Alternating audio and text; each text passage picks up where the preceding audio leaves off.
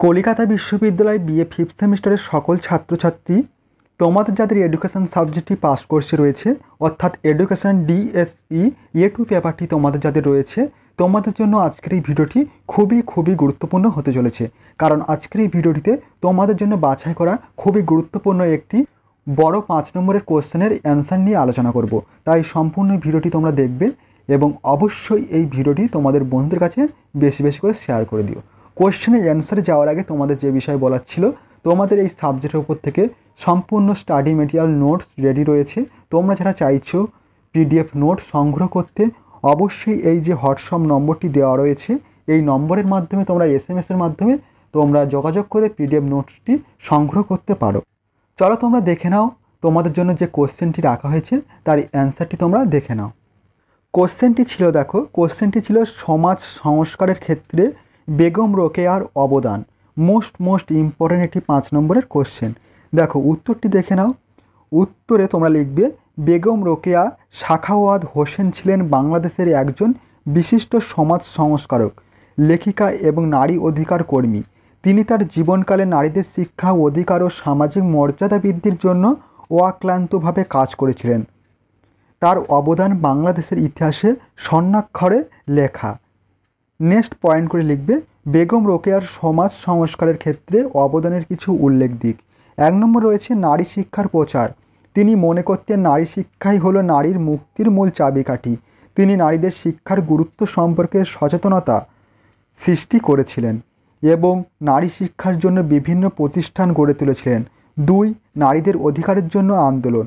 তিনি নারীদের সমান অধিকার দাবি করেছিলেন। বিশেষ করে মুসলিম সমাজে নারীদের প্রচলিত অবস্থা সম্পর্কে তিনি সোচ্চার হয়েছিলেন। পর্দা প্রথা, বাল্যবিবাহ, স্বামীর অধীনতা ইত্যাদি বিষয় নিয়ে তিনি কঠোর সমালোচনা করেছিলেন।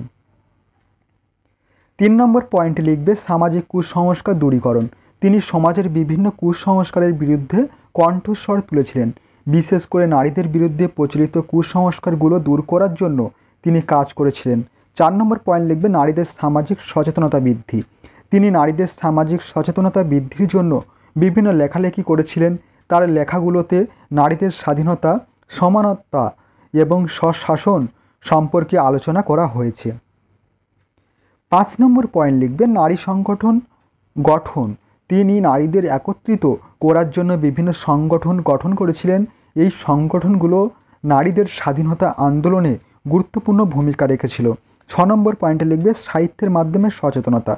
তিনি তার লেখাগুলোর মাধ্যমে সমাজের বিভিন্ন সমস্যা তুলে ধরেছিলেন এবং নারীদের জাগরণের জন্য কাজ করেছিলেন।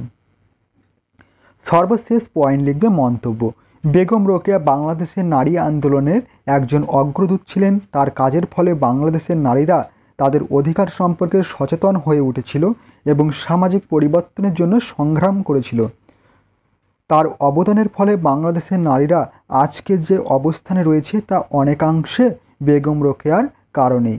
এই ছিল তোমাদের সম্পূর্ণ কোশ্চেনটির অ্যান্সার। অবশ্যই তোমরা কোশ্চেনটির অ্যান্সার খাতায় নোট ডাউন করে নিও এবং পূর্বে আমি তোমাদের এই সাবজেক্টের উপর থেকে অনেকগুলি বড় কোশ্চেনের অ্যান্সার সহ ভিডিও নিয়ে আলোচনা করেছি। এমনকি তোমাদের প্রিভিয়াস ইয়ার SQ কোশ্চেনের সলভও করে দিয়েছি। তোমরা যারা সেই সমস্ত ভিডিওগুলি দেখোনি অবশ্যই তোমরা সেই সমস্ত ভিডিওগুলি দেখে নিও। অবশ্যই তোমরা তোমাদের পরীক্ষার খাতায় অনেকটাই হেল্প হবে, অনেকটাই তোমরা উপকৃত হবে সেই প্রশ্নপত্রগুলি দেখে গেলে। ভিডিওটি আজ এই পর্যন্ত।